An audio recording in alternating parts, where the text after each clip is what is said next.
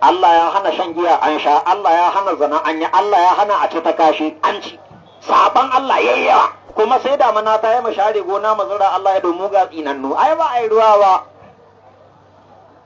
Kai in banda addu'a annabi ma ko ruwa mana.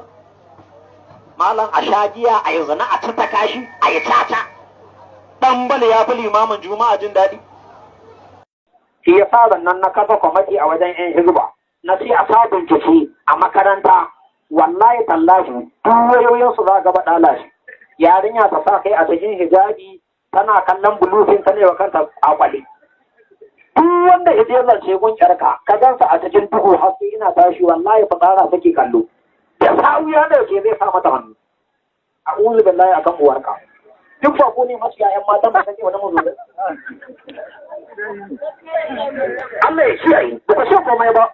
‘Yan matan ne sun zama dankara, wata nonon ya kai kaina, ba ta karɓa wata ko tara su kace alƙur'an sai ka leka. To me kace Allah ya gafata malam dan fulani? Waye